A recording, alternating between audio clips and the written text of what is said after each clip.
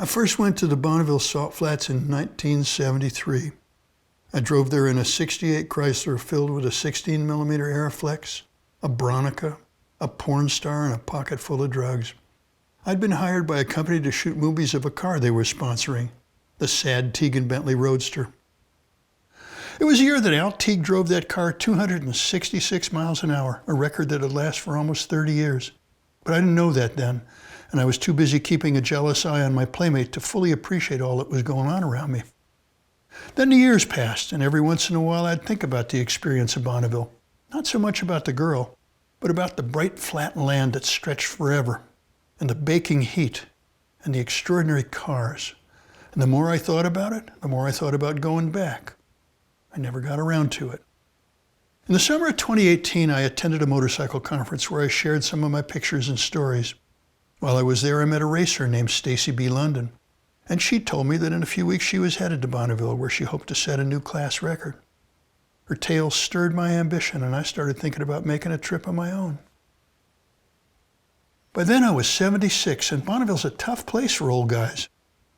The daytime temperatures are in the mid-90s, and the salt reflects so much light and heat that it acts like a second sun. The air sucks every bit of moisture out of you, and the light really hurts your eyes. The road from Salt Lake to Bonneville runs in a straight line for about 100 miles. There isn't much along the way, just a landscape that slowly grows from urban clutter to salt crust desert. But as I drove, each glimpse of white ground brought back old memories. I began to remember how much I liked this strange country and the place I was headed. For the next few days, I would be part of a tribe gathered from around the world in pursuit of an idea that this week, someone might drive faster than any human being had ever driven before. How human, how utterly unimportant in the scheme of things, and yet how important to what we are. People have gathered at Bonneville to go fast for almost 100 years. They come for the white salt, flat and smooth for as far as the eye can see. They bring special cars, mainly built by small teams working with no money. The cars are the result of endless hours spent in some garage shaving off every unnecessary bit of weight, then building the motor up to do things it was never intended to do. And then, when you've built the car, you have to learn how to drive it. One reason racers go to Bonneville is because there's more room and time to react if things go wrong. At 400 miles an hour, a car goes about a city block in a second. If you get hit by a wind gust, you can find yourself hugely off course in the blink of an eye. So new drivers are taught not to look straight ahead, but instead to keep their eyes on the orange cones on either side of the track. They give up focusing on anything directly in front of them, including things they could hit, things that could kill them. Instead, they learn to trust the eyes of the course officials, who constantly scan the track for little bits of metal, or people who wander out onto the salt. Driving really fast is a learned skill, but it's also an act of supreme trust.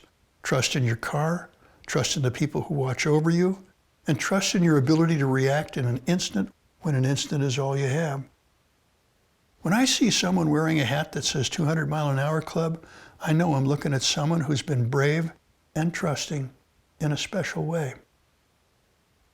I've always been drawn to men and women who make things, people who work with their hands.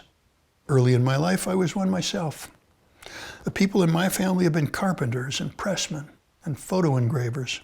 They made their living by making things. Only in my generation do we make our living by writing things down. So I worked with my hands when I was younger, but then I became someone else. When I went back to Bonneville, it reminded me of how much I enjoyed building motorcycles and cars and creating electronics. How I love making things work better. It reminded me of how much I love grips and mechanics and engineers, people who can turn an idea into metal or glass, something that does something. So 45 years after my first visit, I went back to Bonneville and I walked among these people that I admire. And that was wonderful. The event has grown enormously over the years.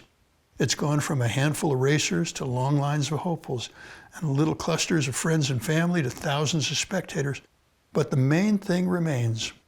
Here, passionate, committed, everyday people spend hundreds of hours and thousands of dollars testing their ideas against the laws of physics and the whims of nature.